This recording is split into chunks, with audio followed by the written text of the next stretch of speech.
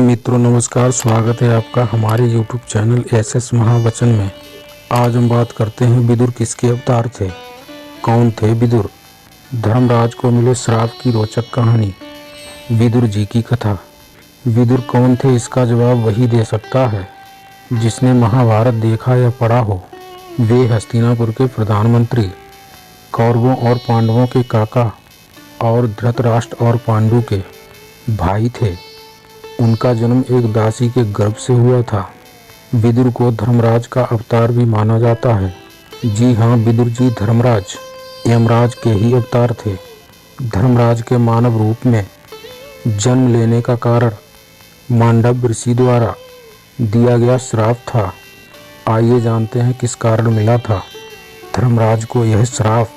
मित्रों, यह जानने के लिए वीडियो में अंत तक बने रहें और अगर आप चैनल पर नए हैं तो चैनल को सब्सक्राइब जरूर कर लें और घंटे को दबाकर ऑल पर सिलेक्ट कर लें ताकि ऐसी नोटिफिकेशन आप तक पहुंचती रहे।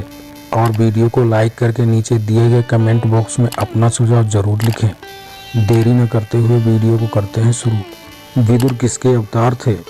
विदुर कौन थे? मांडव ऋषि खांडव में शांतिपूर्वक रहा करते थे। वे अपने आश्रम के बाहर लगे वृक्ष के नीचे तपस्या किया करते थे। कुछ दिन बाद कुछ चोर वहां चोरी का सामान लेकर पहुंचे। खुद को उन्होंने व्यापारी बताया और ये कहा कि कुछ लुटेरे उनका पीछा कर रहे हैं। मांडव ऋषि ने उन पर विश्वास करते हुए उनका सामान आश्रम में रखवा दिया। उसके बाद उन्हें वहां से सुरक्षित भागने का मार्ग भी बता दिया। थोड़ी ही देर में वहां सैनिक आ पहुंचे। वे ऋषि की कुटिया का निरीक्षण करते हैं तो उन्हें चोरों का छुपाया हुआ सामान मिलता है। चोरों का साथ देने के कारण सिपाही मांडव ऋषि को पकड़ लेते हैं। ऋषि अपना पक्ष रखते हुए स्वयं को निर्दोष बताते हैं। इस पर सिपाही उन्हें कहते हैं, आप निर्दोष हैं या नहीं, इसका निर्णय अब महाराज जी ही करेंगे। मांडव ऋषि को महाराज जी के सामने प्रस्तुत किया गया। ऋषि ने अपनी बात रखनी चाहिए, परंतु महाराज ने उनकी एक न सुनते हुए उन्हें सूली पर चढ़ाने का आदेश दे दिया। सिपाही मांडव ऋषि को सूली पर चढ़ाने के लिए पकड़ कर ले गए। जब ऋषि को सूली पर चढ़ाया गया तो उन्होंने अपने तपोबल से अपनी रक्षा की।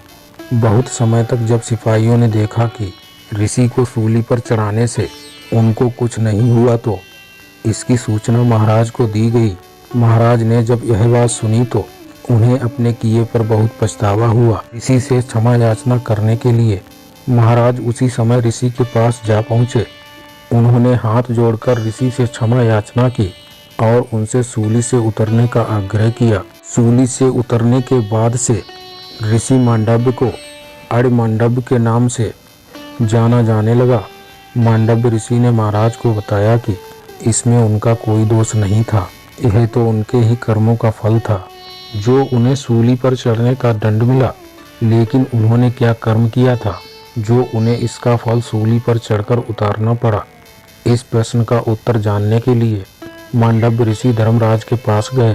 धर्मराज के पास पहुंचकर उनसे पूछा, हे धर्मराज, मुझे बताएं, मैंने अनजाने में ऐसा कौन सा अपराध किया था जिसके कारण मुझे सूली पर चढ़ना पड़ा? इस बात पर धर्मराज ने मांडव ऋषि को बताया कि 12 वर्ष की आयु में उन्होंने एक पतंगे तितली की पूंछ में कांटा चुभाया था, जिस कारण उन्हें ये परिणाम भोगना पड़ा। यह बात जानने पर मांडव ऋषि क्रोधित हुए और उन्होंने धर्मराज को बताया कि बालक 12 वर्ष की आयु तक जो भी काम करता है उसे अधर्म नहीं कहा जा सकता। उस आयु तक उसे अच्छे बुरे का ज्ञान नहीं होता है। आपने मेरे साथ अन्याय किया है।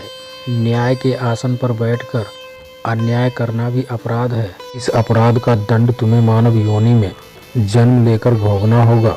आज सही से न्याय न कर पाने के कारण तुम्हारी मानव योनि न्याय और अन्याय की समस्याएं सुलझाते ही निकलेगी। तो ये था वो कारण जिसके कारण धर्मराज को विदुर के रूप में मानव बनकर धरती पर जन्म लेना पड़ा।